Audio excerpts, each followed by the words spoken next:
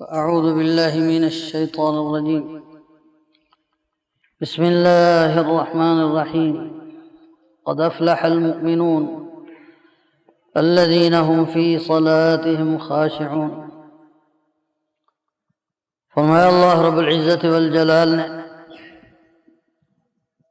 بلا شبہ فلاح پالی، منزل پالی، مراد پالی ان مومنوں نے جو اپنی نماز میں خشوع کرتے ہیں۔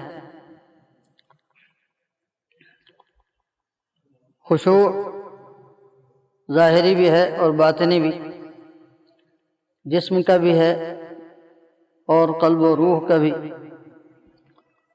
اور ان دونوں کا آپس میں بڑا گہرا تعلق ہے۔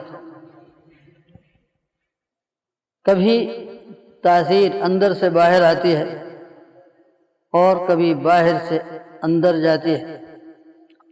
انسان کا ظاہر و باطن ایک دوسرے سے متاثر ہوتے ہیں، ایک دوسرے کا رنگ لیتے ہیں۔ انسان ظاہر کو اگر اخلاص کے ساتھ سنوارتا رہے تو اس کا اثر بھی باطن تک جاتا ہے، اور باطن اگر سنورا ہوا ہو تو وہ ظاہر کو بھی سنوار کے رکھتا ہے۔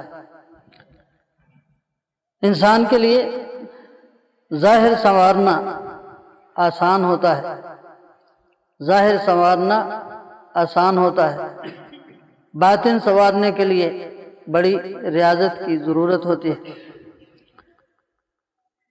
اسی لیے جب ہم وضو کرتے ہیں، ہاتھ پاؤں چہرہ دھو لیتے ہیں تو اللہ تعالیٰ کے حضور دعا کرتے ہیں، اللہم اجعلنی من التوابین واجعلنی من المتطہرین، کہ اللہ میں نے ہاتھ منہ دھو لیا، چہرہ صاف کر لیا، پاؤں پر پانی ڈال لیا، میرے بس میں تو اتنا ہی تھا، یہ بھی تیری دی ہوئی توفیق سے ہوا، تو مجھے گناہوں کو بھی اب دھونے کی توفیق عطا فرما، مجھے توبہ کی توفیق عطا فرما، جس طرح میں نے اپنے ظاہر کو پاک کیا ہے اسی طرح میرے باطن کو بھی پاک فرما۔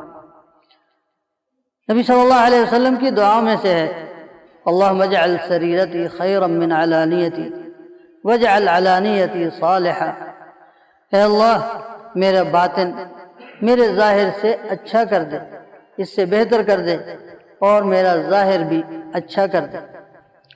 تو اسی طرح نماز کا بھی ایک ظاہر ہے، ایک باطن ہے۔ جب ہم ظاہر کو سنواریں گے تو انشاءاللہ نماز کا باطن بھی سنورتا چلا جائے گا۔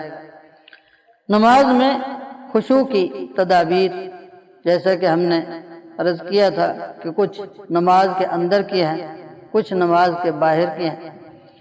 تو نماز کے باہر جو تدابیر ہیں ان میں سب سے پہلے وضو کا درست کرنا ہے۔ نماز کی جس طرح نماز جنت کی کنجی ہے، اسی طرح وضو نماز کی کنجی ہے۔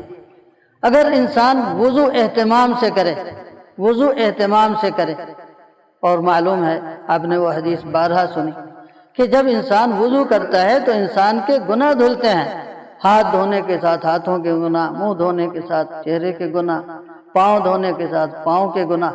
تو جب انسان توجہ کے ساتھ اخلاص کے ساتھ وضو کرے گا تو اس کے گناہ تو وضو سے دھل جائیں گے، اور وہ ہلکے پھلکے ضمیر کے ساتھ اور بالیدہ روح کے ساتھ اللہ تعالیٰ کے حضور حاضر ہوگا، تو اسے اس کی نماز میں بھی ایک خشوع ہوگا۔ نماز اور وضو اور نماز کا بڑا تعلق ہے۔ اسی لیے وہ شخص جسے نماز پڑھنا نہیں آتی تھی، جس نے آ کر سلام عرض کیا تھا تو نبی صلی اللہ علیہ وسلم نے فرمایا جاؤ نماز پڑھو، پھر سے نماز پڑھو کہ تو نے نماز نہیں پڑھی ہے۔ تو تیسری مرتبہ اس نے کہا کہ مجھے حضور مجھے تو ایسے ہی آتی ہے، تو رسول اللہ صلی اللہ علیہ وسلم نے اسے نماز کی تعلیم دی۔ نماز کی تعلیم وضو سے شروع کی، فرمایا جب نماز پڑھنے لگو فَأَسْبِغِ الْوُضُوء، وضو اچھی طرح کرو۔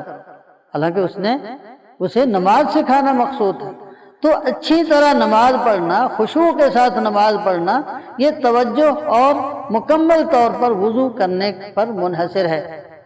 وضو کا اگر وضو نامکمل ہو تو نماز نامکمل رہتی ہے۔ نبی صلی اللہ علیہ وسلم، سنن نسائی میں ہے، ایک دفعہ نبی صلی اللہ علیہ وسلم قرات کر رہے تھے، نماز میں قرات آپ پر مشکل ہوئی تو نماز کے بعد فرمایا کیا بات ہے کہ کچھ لوگ وضو اچھی طرح نہیں کرتے، انما یلبس علینا القراءۃ ہؤلاء، انہی کی وجہ سے ہم پر قراءت ملتبس ہوتی ہے۔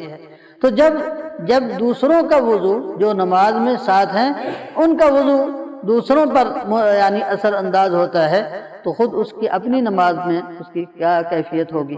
اس لیے نماز میں خشوع اس کی بنیاد ہے، وضو توجہ کے ساتھ کیا جائے اور مکمل طور پر کیا جائے۔ نسأل اللہ العفو والتوفیق۔